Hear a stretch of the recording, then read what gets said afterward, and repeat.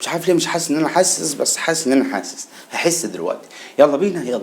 وهلا والله يا الخوت، ورجعنا لكم بفيديو جديد. بما ان انا يا زميلي اصلا كنت عامل سلسله في القناه اسمها اعاده مسلسلات، بس بقالي سنه ما قدمتهاش. رمضان اللي فات تقريبا، يعني مش فاكر امتى ما قدمتهاش، بس انا بقالي كتير غايب قوي عنها. فانا قررت ارجع رمضان 2023 عشان ابدا اعرضها تاني. وبصراحه السلسله دي وحشاني، لان انا وحشني ان انا راجع مسلسل او انا اتفرج على مسلسل واعرضه من وجهه نظري انا. فانا قررت بصراحه رمضان ده ارجع اقول لك على المسلسلات اللي انا اتفرجت عليها، عشان اقول لك نظرتي فيها الاوليه او انطباعاتي عنها عامله ازاي. انت طبعا ما فيش اي حاجه، بس انا جاي اعرض لك انطباعاتي الاوليه عن المسلسلات اللي انا اتفرجت عليها في رمضان. انا عارف انك ما فهمتش حاجه، بس قبل ما ندخل في الفيديو يعني لايك سبسكرايب، الحاجات الحلوه دي والله بتفرح. كل سنه وانتم طيبين. يلا بينا.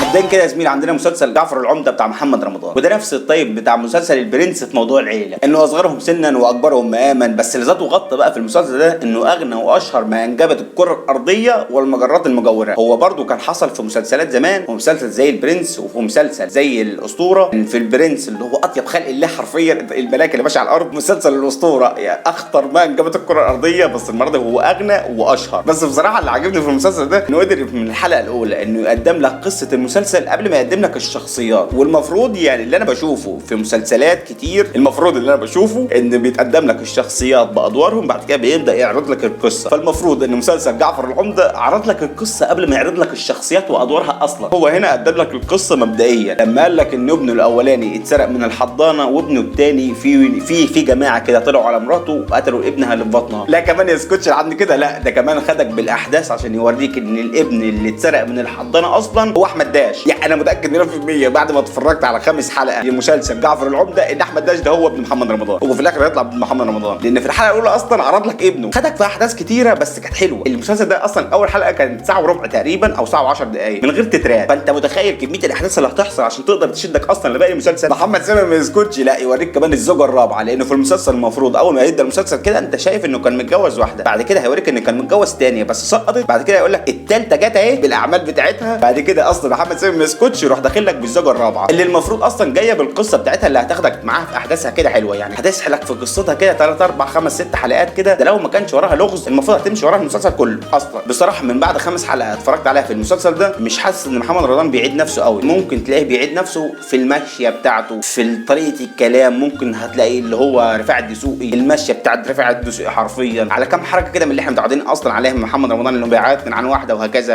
ملحوظه بس بسيطه، انا عايز اعرف ايه الصنعه اللي ممكن يتعلمها احمد داش، اللي هو يبداها وهو حرفيا عيل صغير فيجيب منها عربيه مرسيدس ويجيب منها لصاحبته عقد الماظ. انا مش عارف ايه الصنعه دي بصراحه. يعني عندنا صناعيه كتير قوي هنا لحد دلوقتي لسه ما جابوش اصلا موتوسيكل لوط على رايك لوط.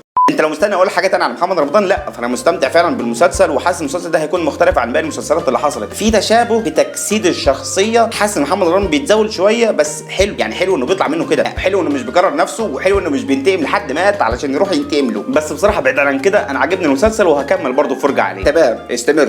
نيجي بقى يا زميلي المضحك بتاع الفيديو ده، مسلسل اسمه سر وبهتة. كنت محضر سكريبت كبير بصراحه من اول حلقه اتفرجت عليها من اول يوم رمضان عن كميه الغلطات وكميه الكرنج اللي انا شفتها في اول حلقه، بس قلت اختصر بصراحه عشان اديكم الزبده عشان ما تزهقوش برضه. مبدئيا كده يا زميلي لازم تعرف عن المسلسل ده انه سيناريو وحوار ومعالجه دراميه واخراج خالد يوسف، اللي بيكبر يوم عن يوم، واكيد انت فاهم قصدي. بصراحه كده انت لما تشوف خالد يوسف اللي هو تاريخه كويس في الاخراج، واحمد فهمي اللي هو نجم شباك اول في السينما، فانت تحس ان في حاجه عظمه جايه. بس ما كانش فيه اي حاجه. انا كنت منتظر حاجه كبيره بصراحه، حاجه اجمد من اللي حصلت، بس طلع ان اللي حصل ضحك. فانا جاي اعرض لك الضحك بس باختصار. مبدئيا بصراحه اول حاجه لاحظتها اصلا في المسلسل ان الكادرات عاديه قوي، كادرات عاديه انا بعملها عادي. انت يعني اي حد لو مسك تليفون حرفيا هيعمل نفس الكادرات دي وعادي. رياكشنات وانفعالات من احمد فهمي في اول حلقه، عارف تحسها كرنجي، تحسها غريبه، عارف كده تحس ان لو احمد فهمي اصلا قاصد انه يعمل حاجه زي كده مش هيعرف يعملها، او دي ممكن تكون الشخصيه. بس ما اظنش ان دي شخصيه اللي هو واحد بيمثل انه كرنج. ما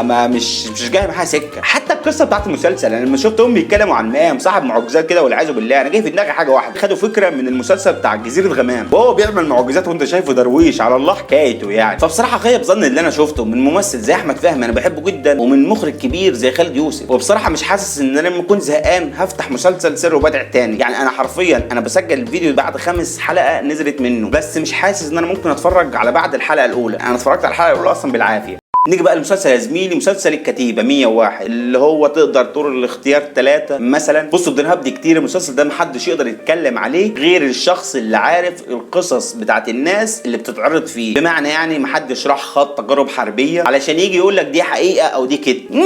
نيجي بقى يا زميلي المسلسل الكبير قوي الجزء السابع، وبصراحه انا كنت باني توقعات كبيره قوي على المسلسل ده، بحيث ان انا هشوف احمد مكي وهشوف مربوحه، هشوف فزاع، هشوف هدرس تاني. انا بتبقى عجباني قوي شخصيه هدرس اصلا، من اكتر المشاهد اللي حبيت اتفرج عليها في المسلسل الكبير قوي الجزء السادس اللي اتعرض في رمضان اللي فات، المشاهد اللي هي كانت بين مستر جوني ومستر هدرس. انا بتبقى عجباني قوي اصلا شخصيه هدرس مع اي حاجه بتبقى حلوه مع اي حد اصلا، وعجباني قوي شخصيه كبير مع نفادي، بحس ان فيها ضحك اكتر، بحس ان فيها افيهات بتترمي اكتر. يعني انت تقريبا اصلا اول ما تشوف الاثنين دول مع بعض فانت جهز للضحك فعلا. فانا فعلا كنت باني توقعات على الكبير قوي الجزء السابع، بس خيب ظني في اول حلقتين، لكن في احداث كتير قوي هتبدا تحصل، وخصوصا في الكبير قوي انت بتلاقيهم بيتكلموا في موضوع في 3 حلقات او 4 حلقات، بس بعد كده تلاقيهم بيدخلوا في موضوع تاني، وفي كذا موضوع ممكن يتعرض حلقات اللي هو 5 حلقات مثلا ممكن يعرضوا فيها موضوع اللي هو بيتكلم في الكوره، 5 حلقات ممكن يتكلموا في موضوع السفر على الفضاء مثلا، يعني زي الحاجات اللي كانوا بيعرضوها. هم لما بيتكلموا في موضوع فعلا بيقدروا يتكلموا فيه، بس بياخدوا راحتهم شويه، اللي هو ممكن 5 حلقات نتكلم في الموضوع ده وهكذا. بعد كده هتلاقيهم دخلوا في موضوع بتاع 3 أو 4 حلقات تاني بيتكلموا في موضوع تاني مختلف هكذا. يعني انا لسه برضو باني توقعات، لان انا عارف الكبير اللي هو دايما بيشكل لك في المواضيع اصلا اللي بيتكلم فيها. واكتر حاجه عجباني اصلا في كوميديا الكبير انها مش مبنيه على حاجه، مش مبنيه ان انا لسه هبدا ابني افيه علشان اديك البانش بتاعه، لا ده بالعكس. انا بحس قوي الكوميديا بتاعت الكبير اللي هي الكوميديا بتاعتنا، الكوميديا بتاعت شارع، فيها كوميديا تريقه كده، ساركازم كده حلوه، عجباني والله. فهي دي الكوميديا اللي بحسها قوي انها جايه قوي مع الناس، فانا لسه برضو متوقع وباني توقعات على الكبير، وبصراحه مش حاسس انه ممكن يخيب ظن تاني، وخصوصا ده احمد مكي يعني اللي هو صباح الفل، اي حاجه يعملها فعلا في مسلسل الكبير هتبقى حلوه.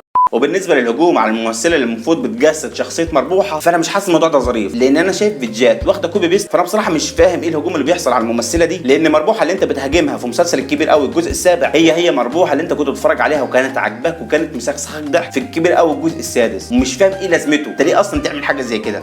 فبس كده يا زميلي، عند كده احنا خلصنا الفيديو. ايوه هم 4 مسلسلات بس اللي اتفرجت عليهم، وجاي اقول لك انطباعات، وعشان تبقى فاهم انا راضيك يا صاحبي، فانزل برضو رازيني واديني لايك واديني كومنت قول لي بحبك فيها حسكه، واديني كومنت تاني قول لي انك عملت كومنت ان انت قلت لي فيه بحبك هي حسكه، مش عارف اذا كنت قلت صح ولا لا، بس تمام. بس يا زميلي وبحبك يا اسطى والله.